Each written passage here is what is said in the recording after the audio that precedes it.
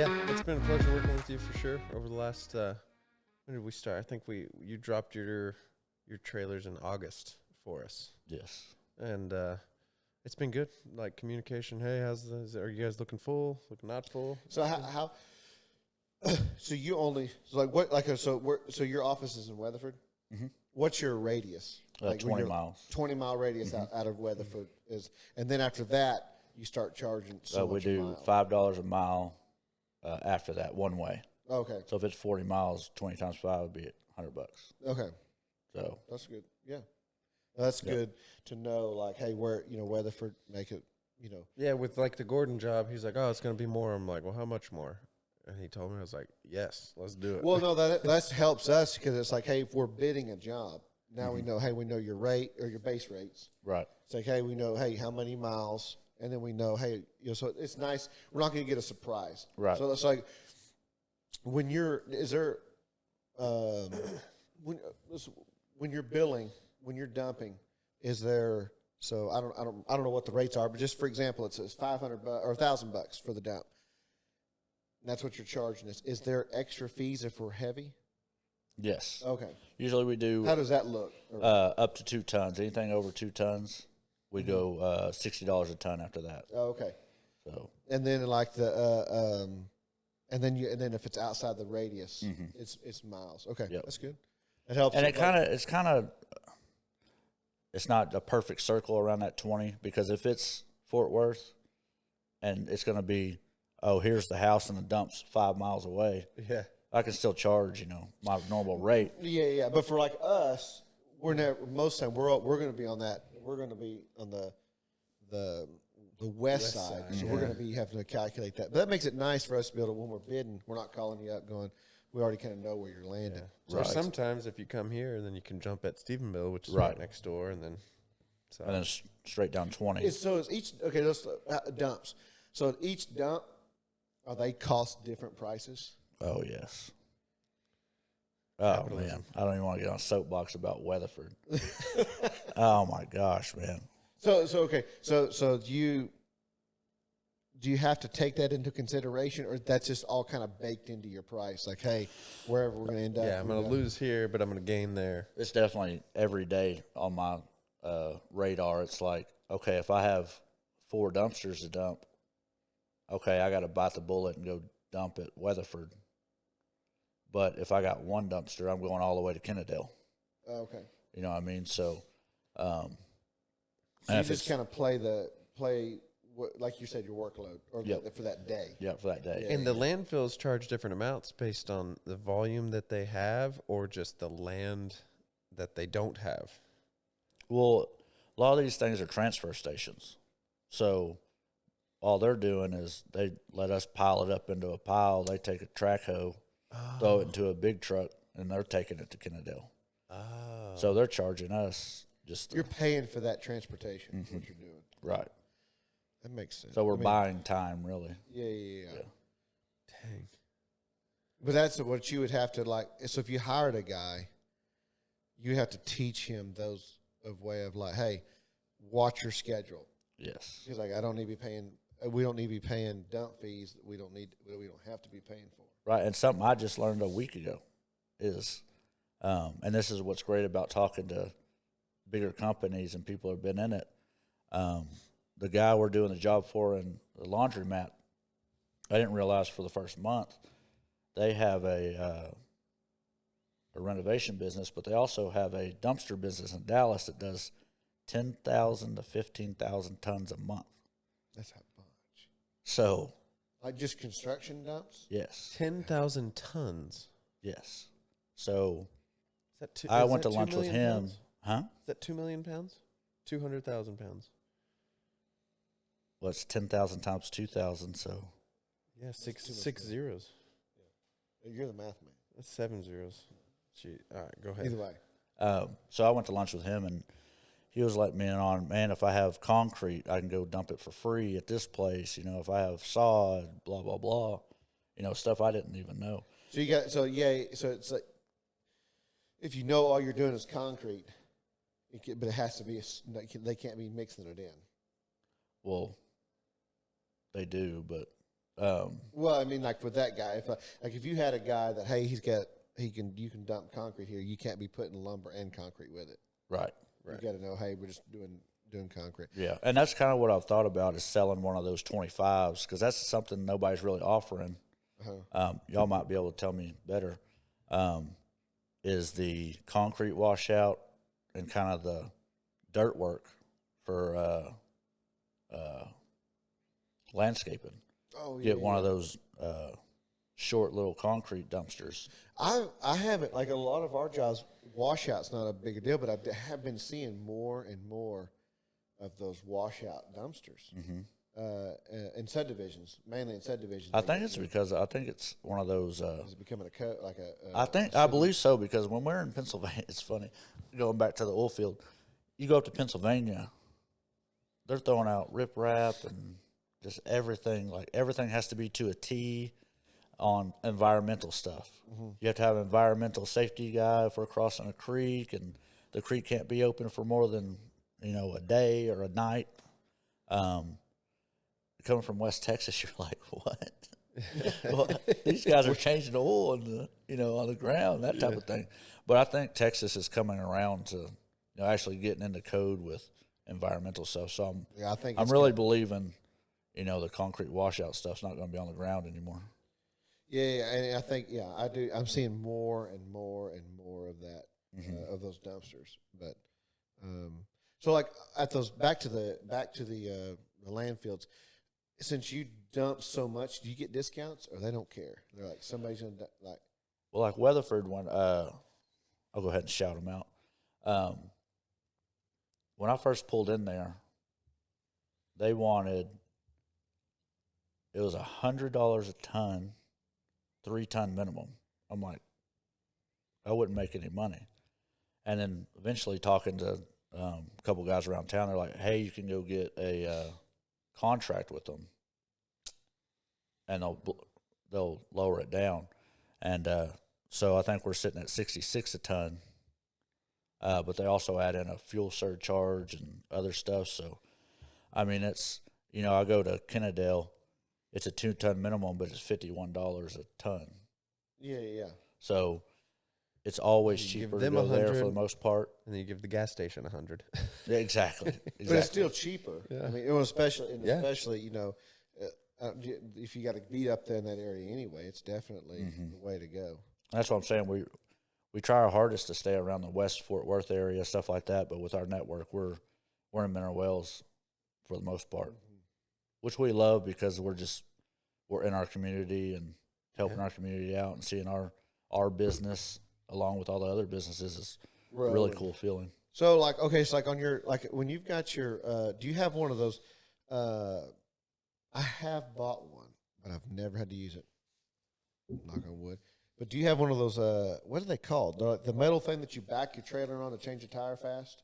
Oh yeah, it's like a wheel. It's just a ramp. And is that how you change your tire, or do you got like ramps? No, but I would love to hear about this neat little invention. Yeah, it's in the back of my truck. Okay, yeah, it's like look out the window. Yeah, but it's like I didn't know. I was just it looks like a trapezoid. It's like you ramp it up, and then the tire sits. You gotta have it. You gotta have 2 axles. But, I mean, if you got one, you just roll it up there, and this one pops it up, or vice versa. But I was just curious. I've never had to use it online or the videos. It seems like a really sweet deal, but I haven't ever used it. But thank you. Normally, I'll just pull up on a couple 2x12s, the first axle, and it kind of bring the other one up, and then I'll take my jack it up a little bit, and then yeah, that's basically what this is. I mean, it's like it's metal, but how often back to the like DOT and everything. It's like, will they pull you over and make sure you're not transporting hazardous material? I haven't had since I've been in business. I hadn't got pulled over. And I've like heard when you're dumping at those transfer stations, are they making sure, or is it like, man, we're rocking? Like, because like in Stephenville, you're not supposed to have trash. Like, was it make your if it makes a house flow, and so. Or your paint has to be dried paint and all the other things. So sometimes if you've got an extra pan, you just throw it in the middle. Dump it.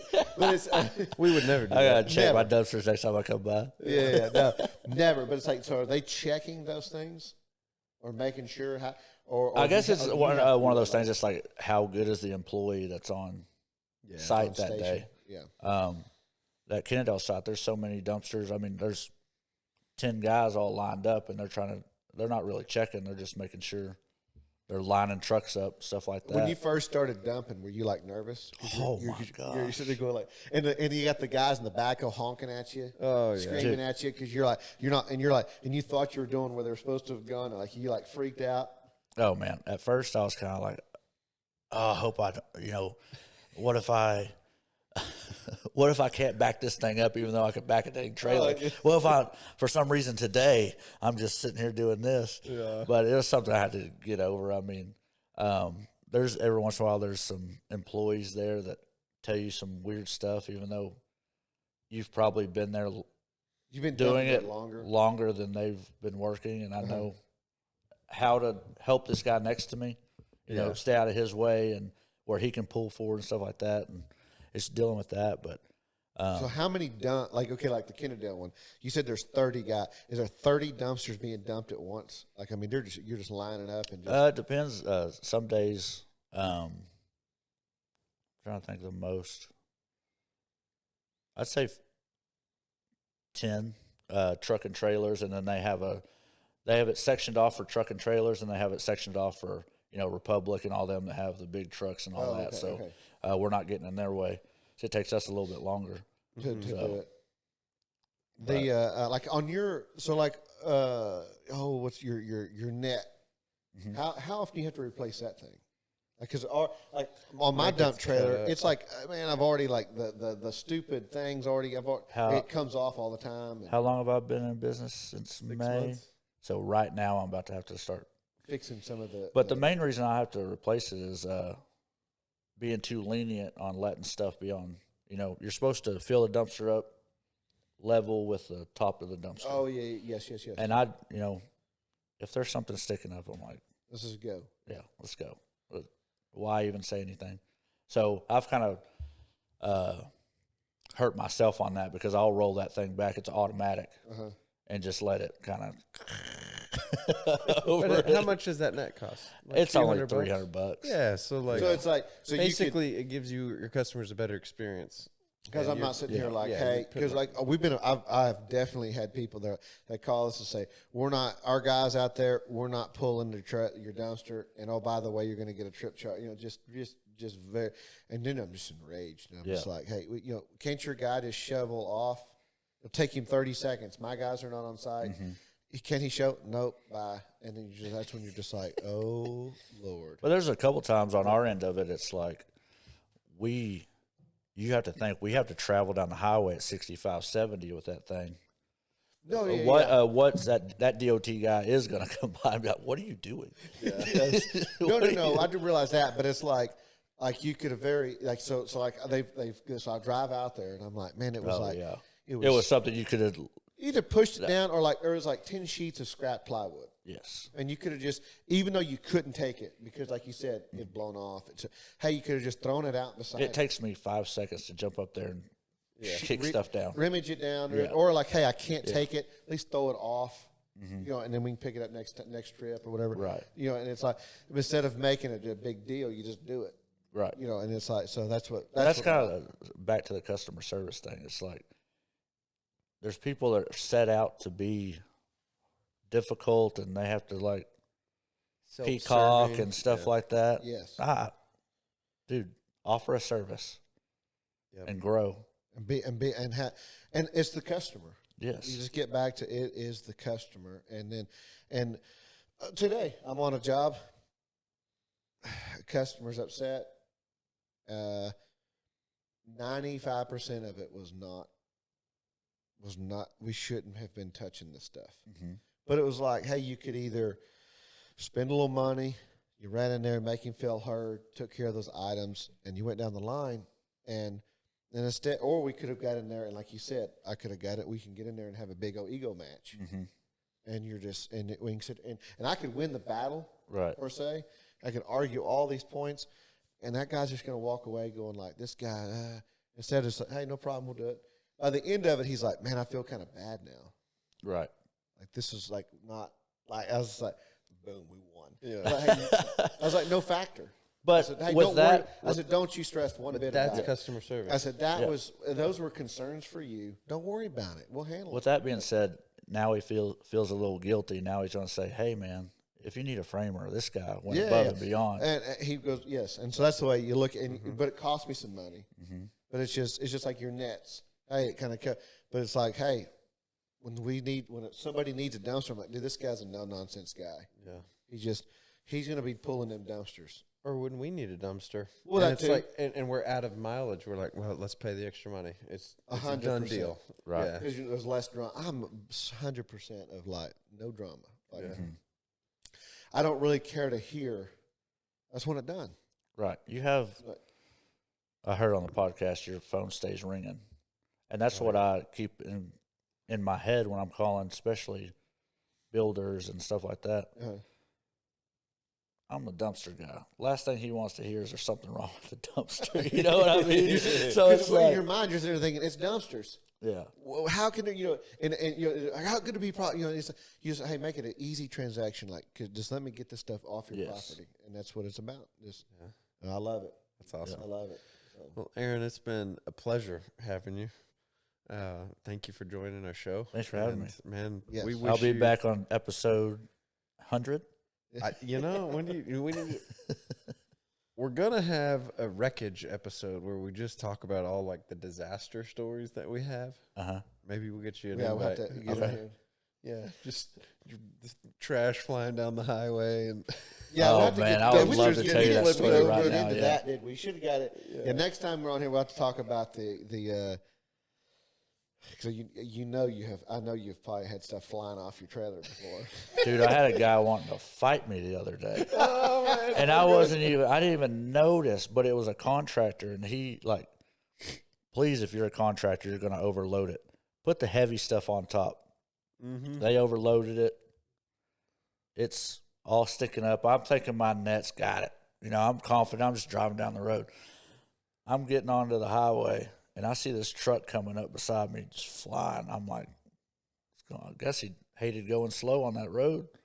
He pulled up to me. He's like, cussed me out. There's stuff flying everywhere. You better go back there and pick everything up. And, I have my massive logo on the side of the truck. You got to keep your ego Yes. in check. Oh, my gosh. Somebody yelling at you like that, you're just like, oh, man. No, and I think. I would love to de-stress right now, if you know what I mean. Oh, yeah. And but I'm like, oh, thank you, sir. I had no idea. I will definitely circle back and take care of Make that. sure Thank you for being so nice. Being a little smart ass, but whatever. Yeah. No, but it is like just like the podcast here. It's like the all your decals and stuff. It kind of holds you accountable. Yeah, 100%. Because it's like this podcast. We're sitting here talking big talk, and one of these days somebody's gonna be like, "Hey, you said that on episode. Oh, 8. I know. No, not that, but but the full theme of things. It's like, hey, like, we got to make sure and back it up. Yeah. So I think this stuff's good. I think it's on one hand, in the moment you hate it, but the accountability will pay dividends. Yeah, For sure. It's gonna pay. So anyway, Sure. Now we're good. It's great having you. And Yes. again, until next time. Awesome. Thank you, guys. Sweet.